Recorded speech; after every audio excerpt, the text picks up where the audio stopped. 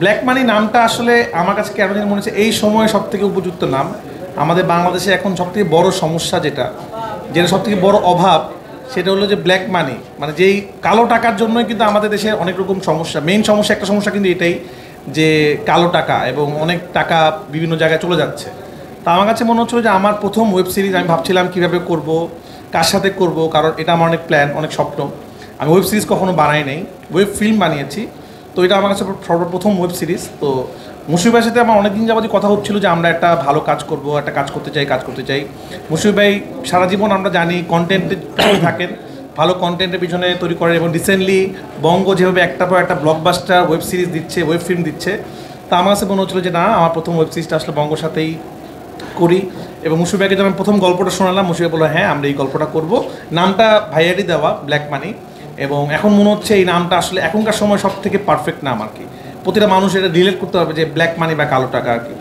তো আমি খুব এক্সাইটেড। এবং তারপর আমরা চিন্তা করলাম যে আমরা কাস্টিংয়ে আসলে একটু ইন্টারেস্টিং কিছু করতে চাই, এমন কাস্টিং নিয়ে আসতে চাই যেটা আসলে মানুষ কেউ ভাবে নাই। আমাদের আরও অনেক কাস্টিং আছেন আমাদের, আপনারা জানেন কালকে আমাদের প্রেস কনফারেন্সটা হওয়ার কথা ছিল, আমরা শুক্রবার হওয়াতে আমরা একটা দিন পিছিয়ে দিয়েছি। তো অলরেডি আমাদের কালকে থেকে আমরা শুটিংয়ে যাচ্ছি, অনেকে আমাদের স্পটে অলরেডি চলে গেছে, রিহার্সাল চলছে, অনেকে ঢাকায় আছে।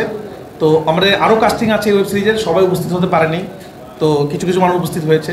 আমার মনে হচ্ছে যে এমন একজনকে আমরা নিতে চাই যারও প্রথম ওয়েব সিরিজ হবে আমার মতো। তো আমরা রুবেল ভাইকে অ্যাপ্রোচ করি, এবং আমি এবং মুশফিক ভাই সহ বঙ্গ টিম এবং আমরা খুবই আনন্দিত। রুবেল ভাই আমাদের কথা রেখেছেন এবং আমাদের কথা সায় দিয়ে উনিও প্রথম ওয়েব সিরিজ বা প্রথম ওয়েব ফিল্ম, সিনেমার বাইরে প্রথম কাজ রুবেল ভাইয়ের। তা আমার মনে হয় রুবেল ভাইয়ের জন্য একটা হাততালি চাই আমরা, যে রুবেল ভাইকে আমরা অন্যভাবে আসলে এবার দেখবো। আমার কাছে আমি কিন্তু সবসময় যেটা ট্রাই করি, নতুন করে নিয়ে আসি অনেককে যারা কিনা একসময় কাজ করতেন, বা নতুন করে মাধ্যমে। আমার হচ্ছে রুবেল ভাই এত বড় জায়গায় চলে গিয়েছে, রুবেল ভাইকে নতুন করে আবিষ্কার করাতে কিছু নাই।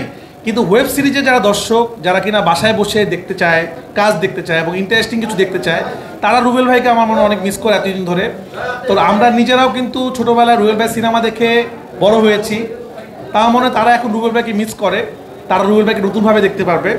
এবং আরও যারা কাস্টিং আছেন আমাদের সাথে, আমাদের যারা যারা দেখছেন, আমি নাম বলবো না, নাম বললে কী হবে, অনেকজন নাম বাদ পড়ে যাবে।